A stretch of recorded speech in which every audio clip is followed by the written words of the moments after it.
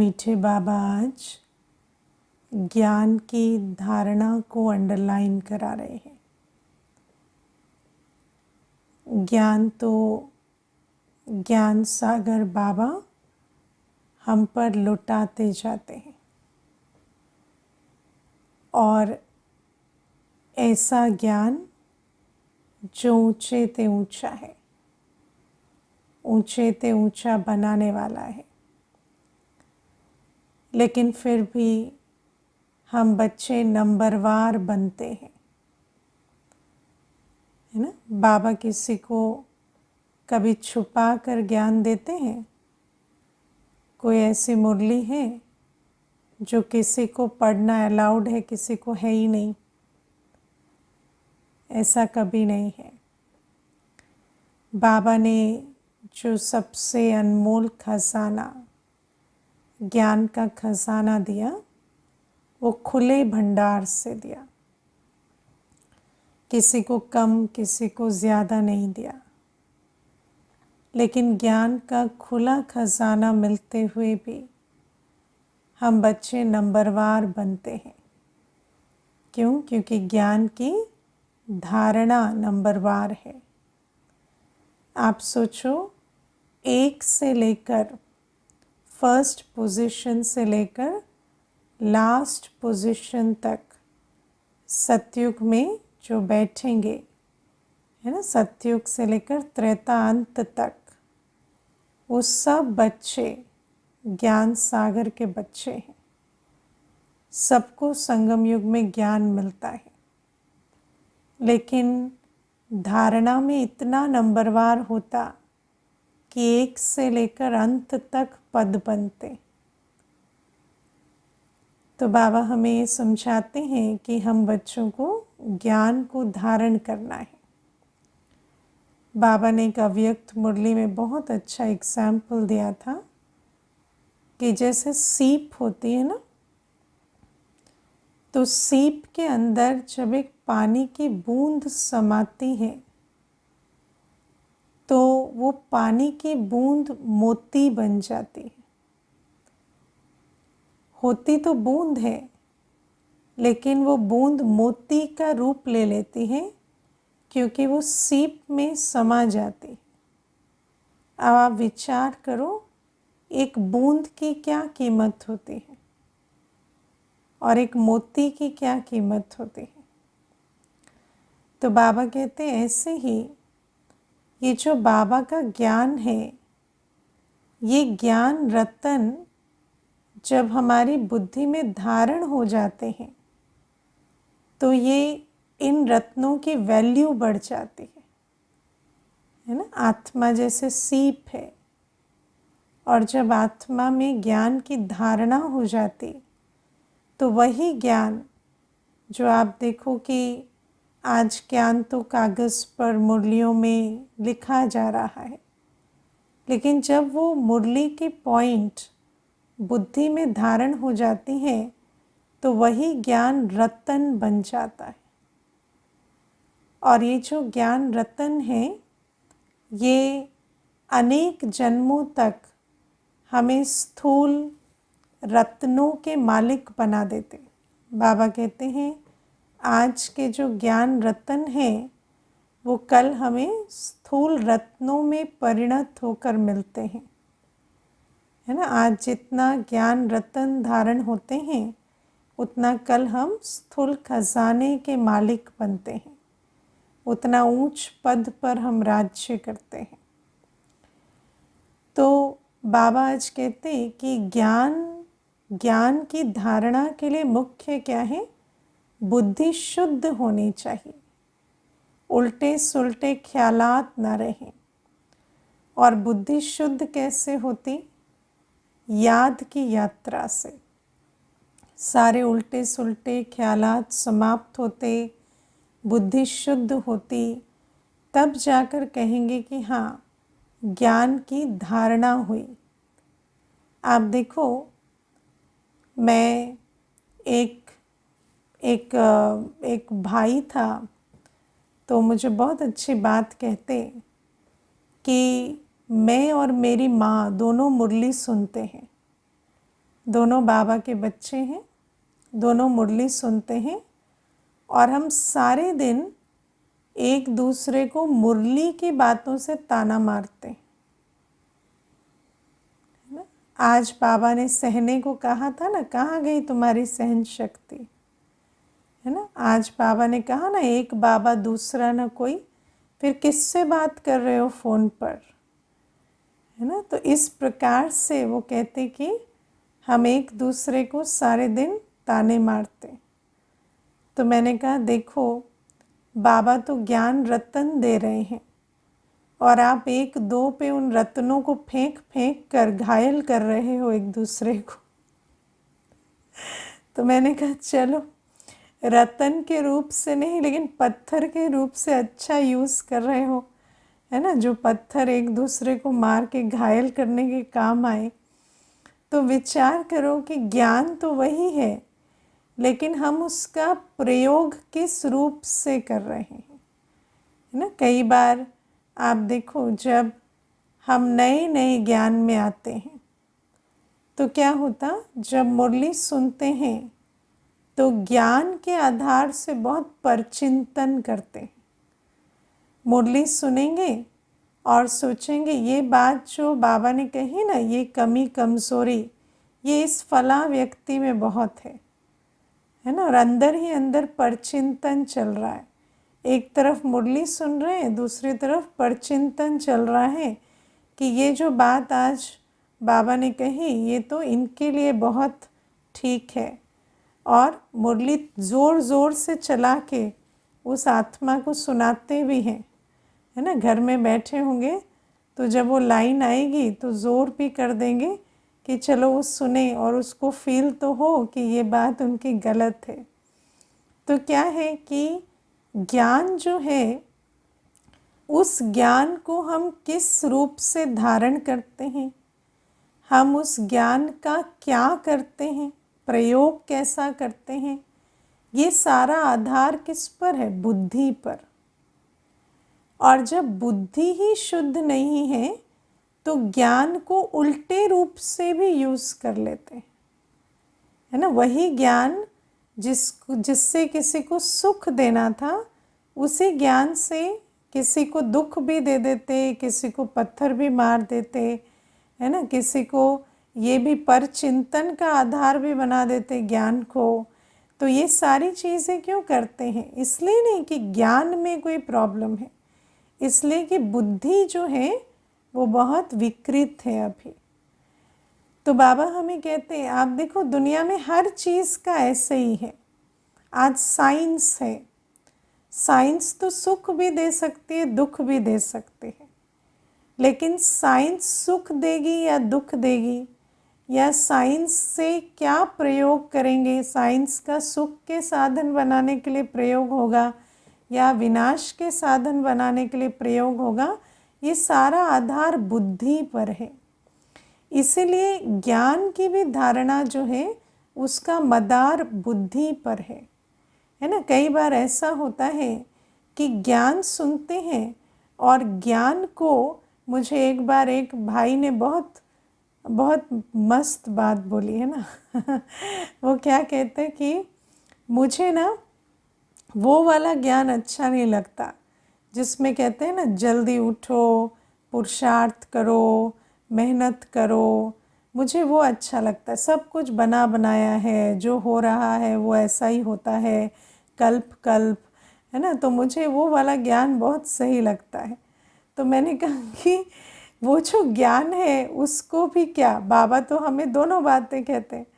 बाबा कहते हैं ड्रामा भी है, पुरुषार्थ भी है, लेकिन जिसको आराम करना है, आलस्य में जाना है, वो क्या करेगा, सिर्फ ड्रामा की पॉइंट को उठा लेगा, है ना। जिसको जो ज़्यादा ऐसे, है ना, सिर्फ क्या कहें, जजमेंट में रहते हैं और ऐसे हर एक के प्रति वो पुरुषार्थ की बात ज़्यादा उठाएंगे और कई बार अपने प्रति भी बहुत हार्श हो जाते हैं। तो बाबा कहते हैं कि ये जो ज्ञान की धारणा है ना, इसमें बुद्धि की एक्यूरेसी बहुत चाहिए, क्योंकि आत्मा का ज्ञान, बाबा का ज्ञान, ड्रामा का ज्ञान, समय का ज्ञान, हमारा एम एंड ऑब्जेक्टिव का ज्ञान। बाबा तो सब कुछ हमें देते हैं, लेकिन कौन से पॉइंट को हम धारण करते हैं, किस रूप से धारण करते हैं, है ना। बाबा देखो मुरली में ज्ञान के प्रति, योग के प्रति, धारणा के प्रति, सेवा के प्रति, चारों के प्रति पॉइंट चलाते हैं, है ना। लेकिन कई ऐसे होते हैं जिनको बस ज्ञान की पॉइंट सुनाई देती है, न योग की बात सुनाई देती, न धारणा की, न सेवा की। क्यों? क्योंकि बुद्धि कैसी है, बुद्धि सिर्फ इंटेलेक्चुअल सेटिस्फैक्शन चाहती है ना। तो बाबा ने आज ये बढ़िया कहा कि त्रेता युग में ऐसे जानवर नहीं होंगे, इतनी सारी स्पीशीज़ नहीं होंगी, इतनी सारी जीव जंतु की योनियाँ नहीं होंगी। तो बाबा कहते हैं कि वो वाली पॉइंट उनको बहुत अच्छी लगी, उस बात पर चिंतन मनन करेंगे। लेकिन बाबा ने कहा मुझे याद करो, उस बात को ध्यान नहीं देंगे। या बाबा ने कहा सहनशील बनो, छुई मुई नहीं बनो, उस बात पर ध्यान नहीं देंगे। या मान लो छुई मुई नहीं बनो, उस पर ध्यान देंगे, सहनशील बनो उस पर नहीं देंगे। क्योंकि आज क्या करना है, किसी पर अटैक करना है तो क्या करेंगे कि बाबा ने कहा छुई मुई नहीं बनो, तो हिम्मत के रूप से क्या करेंगे, बिल्कुल उल्टा ही उस पर वार कर देंगे। तो बाबा कहते हैं इस प्रकार से ये जो, और कई ऐसे होते हैं सेवा की पॉइंट तो बिल्कुल सुनाई नहीं देती, है ना। कई ऐसे कहेंगे कि जो दीदियाँ होती हैं सेवा की पॉइंट तो खुद से दिल से सुना देती हैं। सेवा के लिए बाबा थोड़ी कहता है, बाबा तो बस ज्ञान योग धारणा के लिए कहता है। मुझे एक माता ने कहा बाबा तो बस कहता है याद करो, आप लोग क्यों कहते हो सेवा करो, है ना। तो मैंने कहा अच्छा बाबा सिर्फ याद करने को कहता है, बाबा सेवा के लिए नहीं कहता, है ना। तो कहती नहीं बाबा इतना नहीं कहता जैसे आप लोग कहते हो ना सेवा करो, बाबा तो बस कहता है याद करो याद करो याद करो। तो मैंने कहा अच्छा याद करते हो, है ना। तो कहती कि हाँ याद तो हम बाबा को बहुत करते हैं। तो मैंने कहा बाबा ने याद की निशानी क्या बताई है वो मालूम है, कि जब याद करेंगे तो सर्विसेबल बनेंगे। ये बात सुनी है मुरली में? तो कहती नहीं ये तो मैंने नहीं सुना, है ना। तो मैंने कहा चलो अगली बार मुरली में आएगा ना तो सुन लेना। तो अगले दिन मुरली में आया था जो याद करते हैं वो सर्विसेबल बनते हैं, है ना। तो ये क्या है कि जिसके अंदर जो रग होती है ना, जिस प्रकार की बुद्धि होती है, बुद्धि जिन विकारों से मारी गई होती है, उस आधार से वो जो मुरली है उसको भी आधा अधूरा सुनेंगे, आधा अधूरा समझेंगे, फिर उसी पॉइंट को बुद्धि में चलाते रहेंगे। तो बाबा कहते हैं ये सारी बातें क्यों होती हैं, क्योंकि हम बच्चों की बुद्धि अभी शुद्ध नहीं है। और मन में अगर उल्टे सुलटे ख्यालात चल रहे हो ना, तो फिर उस उल्टे सुलटे ख्यालात के फिल्टर से जब ज्ञान सुनते हैं ना, तो ज्ञान भी वैसा ही लगता है, ऐसा लगता है बाबा भी वही बात कह रहे हैं जो मेरे मन में चल रही है ना। क्योंकि जैसे आप देखो, आप जिस मूड में होते हो ना, आपको मौसम भी वैसा लगता है, हर एक की बात भी ऐसी लगती है। किसी दिन कोशिश करना, इसे ट्राई करना, जब बहुत खुश है ना तो हर एक की बात भी सुखदायी लगती है ना। मौसम भी अच्छा लगता है, परिस्थितियाँ भी अच्छी लगती हैं। और जब दुखी होते हैं, उल्टे सुलटे ख्यालात चल रहे होते हैं, तो किसी की भी बात को उठा लेंगे, उन्होंने ऐसे क्यों कहा, वैसे क्यों कहा। क्यों? क्योंकि ये जो मन के उल्टे सुलटे ख्यालात होते हैं ना, ये जैसे फ़िल्टर बन जाते हैं, जैसे चश्मा बन जाते हैं, और उसी चश्मे से फिर सब कुछ दिखाई देता है। तो उल्टे सुलटे ख्यालात चल रहे हो बुद्धि में, मन में, तो फिर उस समय पर मुरली जो है वो उस रूप से सुनाई नहीं देती जैसा बाबा कहते। तो मेरा ये अनुभव है कि मुरली तो हम सब सुनते हैं, लेकिन मुरली में बाबा जो कहना चाहते हैं और जिस रूप से हमें जो धारणा कराना चाहते हैं, वो बात हमें धीरे धीरे धीरे समझ में आती है ना। क्योंकि कई बार ऐसा होता है कि लगता है कि बाबा तो कुछ और कह रहे हैं, लेकिन समझाने वाला कुछ और समझा रहा है। क्यों? क्योंकि समझाने वाला वो समझ रहा है जो बाबा कह रहे हैं, और आप वो समझ रहे हैं जो आप समझना चाहते हैं तो उस रूप से फिर वो जो डिस्क्रिपेंसी है वो आती है। इसीलिए बाबा कहते, मुझे एक भाई बहुत अच्छी बात कहते थे कि पहले मुझे ऐसा लगता था कि मुरली जब कोई समझाता है तो कुछ और समझा रहे हैं और जो बाबा कह रहे हैं वो कुछ और है। 20 वर्ष के बाद मुझे समझ में आया कि जो बाबा कह रहा है वो समझाया जा रहा है ना, क्योंकि बुद्धि का ताला धीरे धीरे खुलता है, बुद्धि शुद्ध होती है धीरे धीरे। तो बाबा इसलिए हमें कहते हैं कि ज्ञान की धारणा के लिए शुद्ध बुद्धि चाहिए, उल्टे सुलटे संकल्पों से फ्री माइंड चाहिए। और वो कैसे बनेगा? जब हम याद की यात्रा में रहेंगे। जितना आत्मा योगी बनती है, बाबा की देह सहित देह के सब धर्मों संबंधों को भूल अपने को आत्मा समझ, हम बाप से लाइट माइंड जितना भरते हैं, जितना अपने दिल को है ना भरपूर बनाते हैं मौलिक गुणों से, शक्तियों से, उतना ज्ञान की धारणा एक्यूरेट होने लगती है। जो बात बाबा समझा रहे हैं, जिस रूप से समझा रहे हैं, वो हमारे जीवन में उतरने लगती है। क्योंकि ये जो बुद्धि है ना, ये क्या करती है, कई बार जो बुद्धि में अगर विकार है ना, वृत्ति हमारी विकारी है, तो उसी वृत्ति से सुनते हैं तो हमारे विकार को हम बल भर लेते हैं, है ना। जिसको आप देखो कि जैसे मुझे एक बहन कहती थी कि हम जब मुरली सुनने का समय होता है तो मुरली सुनने के समय में जब सेवा होती है ना, सेंटर पर रहती थी वो बहन, तो कहती मुरली सुनने के समय पर कभी कभी सेवा होती है और मुझे वो अच्छा नहीं लगता है ना, और मुझे लगता है कि नहीं, मुरली तो बैठ के सुननी चाहिए। तो मैंने कहा हाँ, मुरली बैठ के सुननी चाहिए, लेकिन बाबा ने ये भी कहा है कि अगर उस समय सेवा है तो भले ही मुरली सुनते हुए है ना, सेवा करते हुए मुरली सुनो।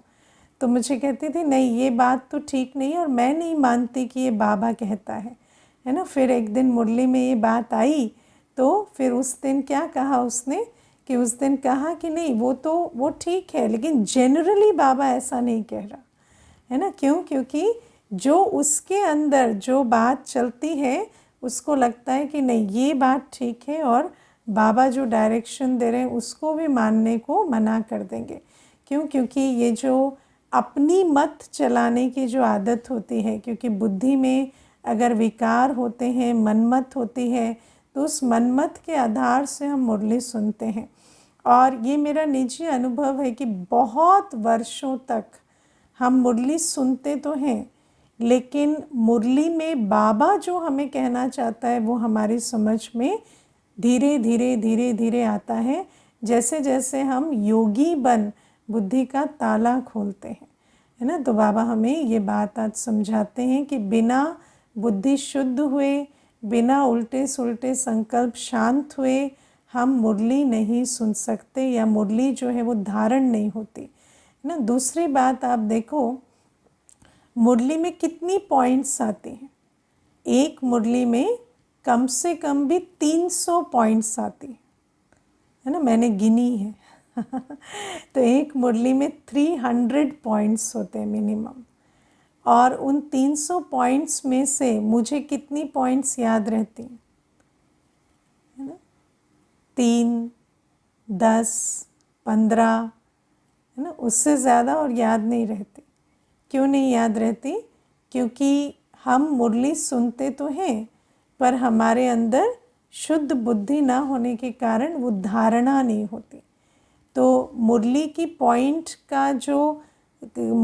पॉइंट को दो बातें हैं, एक तो धारण करना माना, समझना और जीवन में लाना, और दूसरा है कि मुरली की पॉइंट जो है वो मुझे सुनाई दे, मुझे सारी पॉइंट्स याद रहें, और फिर जो बात बाबा जिस रूप से कह रहे हैं वो मुझे समझ आए, उसके लिए भी हमें पवित्र बुद्धि चाहिए।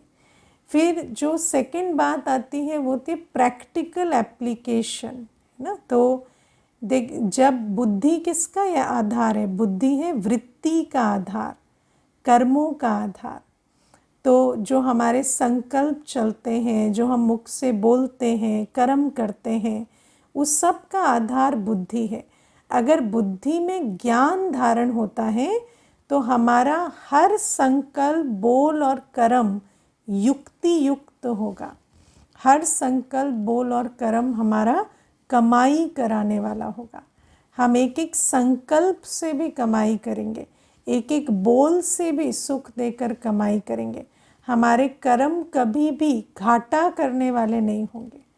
तो बाबा कहते हैं ये जो नॉलेजफुल, योग युक्त सो युक्ति युक्त, बाबा कहते हैं ना, तो जब अच्छे योगी बनते हैं, ज्ञान की धारणा होती और नॉलेजफुल कर्म होते हैं, तो नॉलेजफुल कर्मों से कमाई होती है। Knowledge is the source of income.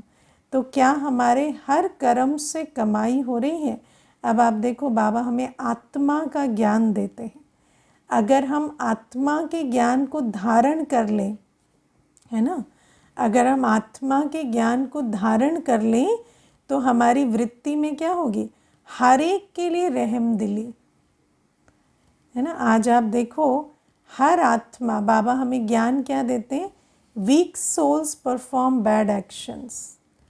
जब भी कोई उल्टे कर्म कर रहा है तो इसका मतलब क्या है? आत्मा में कमज़ोरी है, आत्मा जो है सशक्त नहीं है, इसीलिए उसके हाथों से नुकसान होते हैं, उल्टे कर्म होते हैं, मुख से उल्टे बोल निकलते हैं। और अगर ये बात मुझे धारण हो गई है कि जब भी एक आत्मा उल्टे कर्म कर रही है तो इसका मतलब वो आत्मा कमज़ोर है, और कमज़ोर के लिए मेरे दिल में क्या आएगा? रहम आएगा। कभी क्या क्यों नहीं चलेगा।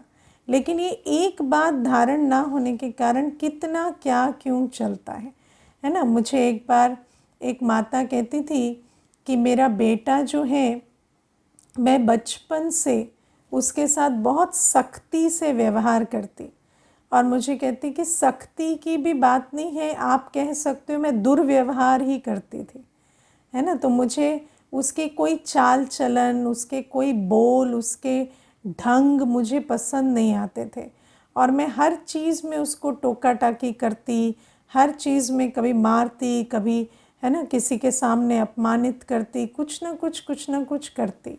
लेकिन धीरे धीरे एक समय आया जब उसके अंदर कुछ ऐसी बातें नज़र आने लगी, तो मुझे किसी ने कहा कि आप साइकाइट्रिस्ट को दिखाओ।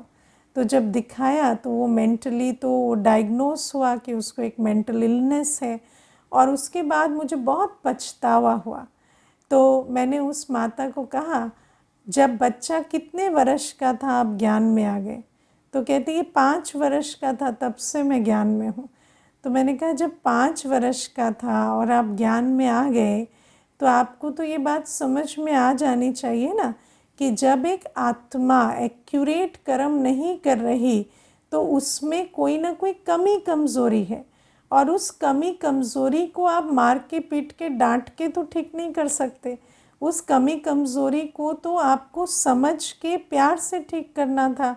लेकिन क्यों ऐसा है कि 17 साल के बाद जब डॉक्टर ने बोला कि इसके अंदर कमी कमज़ोरी है तो आपको निश्चय हुआ, और जो बाबा ने कहा कि जब आत्मा उल्टे कर्म कर रही है तो उसका कारण कमी कमज़ोरी होता है, ये बात क्यों नहीं समझ आई। तो जो वैद्यनाथ बैठा है उसने तो आपको 5 वर्ष का था बच्चा तभी डायग्नोस कर दिया था कि इसके अंदर तो कमी कमज़ोरी है। फिर वो वैद्यनाथ की ना सुनने के कारण आज आप गिल्ट में जा रहे हैं, है ना। तो मुझे कहती कि लेकिन क्या है ना दीदी, हमें बीमारियों की समझ नहीं होती ना, मेंटल इलनेस की। मैंने कहा बात मेंटल इलनेस की है ही नहीं, हर आत्मा बीमार है आज। अगर आप देखो, सिर्फ मानसिक रोग वो नहीं होते जो आज साइकोलॉजी एड्रेस करती कि अच्छा ये बीमारी है, ये बीमारी है, ये बीमारी, जो उनके लिटरेचर में नहीं आते वो भी तो रोग ही है ना वो सब रोग हैं। और वो रोग कहाँ से आ रहे हैं? ये तो आत्मा जैसी कमज़ोर है। रावण राज्य में आत्मा का बुरा हाल हो गया है, तो चाहे बुद्धि की लिमिटेशन हो, शरीर की बीमारी हो, चाहे, है ना, परख शक्ति की कमी हो, निर्णय शक्ति की कमी हो, समझ की कमी हो, धारणा की कमी हो, ये सारी कमियां कहाँ से आती? आत्मा रोगी हो गई है। तो अगर ये बात हमें समझ में आए कि जब किसी में कमी कमज़ोरी है तो माना आत्मा कमज़ोर है, और उस कमी कमज़ोरी को हम क्या क्यों करते हैं, क्योंकि हमें समझ नहीं आता कि हर आत्मा जो है वो आज पतित है, कमज़ोर है। और पतित को डंडे नहीं मारते, कमज़ोर को डंडे नहीं मारते, कमज़ोर को तो रहम दिली से, है ना, जैसे डॉक्टर होता है, बाबा कहते हैं तुम सुप्रीम सर्जन के बच्चे मास्टर सर्जन हो, और वो जो आत्मा है वो आज, है ना, आज दुखी रोगी है, तो उस आत्मा को तुम रहम दिल से अपलिफ्ट करो। लेकिन हम क्या क्यों में क्यों जाते हैं, क्योंकि देह अभिमान है। हम उस आत्मा को एक आत्मा के रूप में नहीं देख रहे, एक ऐसी आत्मा के रूप में नहीं देख रहे जिसने 5000 वर्ष की यात्रा की है। हम उस आत्मा को कैसे देख रहे हैं, अरे 15 वर्ष का है ये नहीं करता, 16 वर्ष का है ये नहीं करता, है ना, इतनी अच्छी इसको फैसिलिटी मिली है, देखो दुनिया में कितने दुर्भाग्यवान हैं, उनको कुछ मिलता नहीं, इसको सब कुछ मिला, इसको कदर नहीं है। तो ये सारी बातें क्यों आती हैं, क्योंकि देह अभिमान है, हम आत्मा को नहीं देख रहे। अगर हम आत्मा को देखें, आत्मा को कैसे देखा जाता है, जो आत्मा जो कर्म कर रही है वो वही है ना। उसका शरीर कितना भी बड़ा हो, उसके लेबल टाइटल कितने भी बड़े हो, उसकी पोजीशन कितनी भी बड़ी हो, लेकिन अगर आत्मा राइट डिसीजन नहीं ले पा रही है, आत्मा के मुख से उल्टे बोल निकलते हैं, नुकसान होते हैं, उल्टे कर्म होते हैं, तो आत्मा कमज़ोर है। और अगर उस आत्मा को आपको और कमज़ोर नहीं बनाना है ना, आज वो कमज़ोर है तो वैसे ही लाइबिलिटी है ना अभी और बड़ी लाइबिलिटी आपको नहीं बनाना, तो आपको क्या करना पड़ेगा, आपको सहनशील होना पड़ेगा और उस आत्मा के साथ रहम दिली से बर्ताव करना पड़ेगा। लेकिन ये छोटी सी बात हमारी बुद्धि में धारण कहाँ होती है ना। तो बाबा कहते हैं अगर धारण हो जाए तो हमारा तो किसी को भी देखते, किसी के साथ भी संबंध संपर्क में आते, हमारे संकल्प भी इतने मीठे होंगे कि हम दुआएं देंगे, दुआएं लेंगे, है ना। हमारे किसी भी आत्मा के प्रति उल्टे संकल्प नहीं चलेंगे, हम दुआएं देंगे, दुआएं लेंगे, और संकल्पों में भी निरंतर कमाई होगी। लेकिन ये होगा कब, जब हम आत्मा नॉलेजफुल बने, हमें बाबा का ज्ञान मिला। कौन है बाबा, सर्वशक्तिवान, है ना, सर्वशक्तिवान परमधाम से आकर मेरा साथी बना है, सर्वशक्तिवान मेरा बाप टीचर सतगुरु बना है, वो मेरी पालना कर रहा है।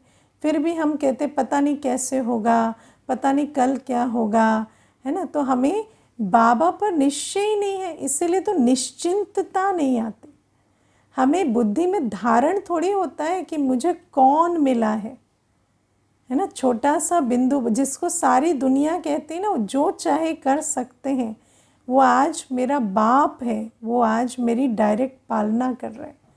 तो बाबा कहते हैं ये बात बुद्धि में धारण हो तो हम तो नशे में, खुशी में जैसे, है ना, हिलोरे खाएं सारे दिन।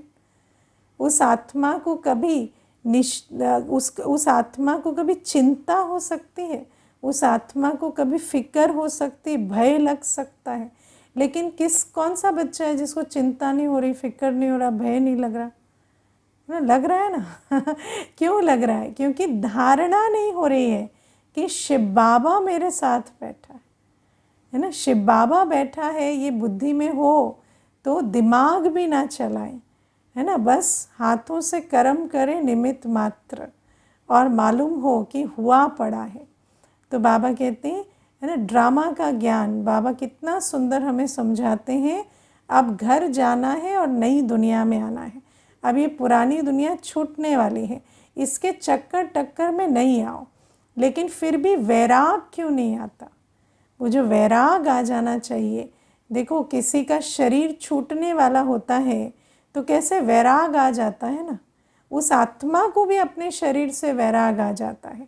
और कोई आसपास वाले भी होते हैं, उनको पता है कि शरीर छूटने वाला है तो वैराग आ जाता है कि अब तो छूटना ही है, अब क्या इसमें सोचना है ना। लेकिन बाबा कहते हैं कि ये जो ड्रामा का ज्ञान बुद्धि में नहीं बैठता कि चक्र अंत में आ गया और जो भी कुछ इन आँखों से देखते हो वो गया कि गया, और इसीलिए वैराग नहीं आता। इसीलिए अभी भी मेरा मेरा मेरा इतना लगाव झुकाव इतना कुछ क्यों चलता है ना? अभी भी इतना मिस यू, इतना ये वो चलता है ना, क्यों चलता है? क्योंकि अभी भी समझ नहीं आ रहा कि क्या मिस यू, सबको मिस करना है अब मिस करना है कि बाबा के साथ जाके है ना राज्य करना है, वो देख लो, है ना। अभी भी बुद्धि में समय चक्र बैठा नहीं है। बाबा हमें रोज़ सृष्टि चक्र रिवाइज कराते हैं, अब घर जाना है, नई दुनिया में आना है, लेकिन बुद्धि में बैठता नहीं है ना। सेल्फ एक्सेप्टेंस कैसे आता है? जब बाबा हमें मुरली में कहते हैं, ये ज्ञान की पॉइंट है ना, कि मैं आत्मा जो आज ब्राह्मण बनी हूँ, मैं ही कल्प कल्प की विजयी आत्मा हूँ, मैं ही ब्राह्मण सो फरिश्ता सो देवता, ये मेरा कल्प कल्प का पार्ट है। तो सेल्फ एक्सेप्टेंस क्या, आपको तो नशा हो जाए कि मैं कौन हूँ लेकिन ये बात बुद्धि में बैठती नहीं है ना। कई पूछते हैं हमें कैसा पता चले हम ही स्वर्ग में नंबर 1 आएंगे।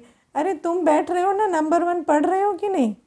रोज़ क्लास करते हो ना, रोज़ अपना पुरुषार्थ कर रहे हो, तो जो करेगा वही पाएगा, कोई बाहर से थोड़ी आएगा राजा बनने के लिए तो बाबा कहते हैं इस आधार से ये जो ज्ञान की पॉइंट्स हैं ये हमारी बुद्धि में बैठे तो कितना नशा खुशी उमंग हो, और हमारे से पवित्र कर्म, श्रेष्ठ कर्म, रहमदिली के संकल्प, मीठे बोल, वरदानी बोल हर एक के लिए निकले।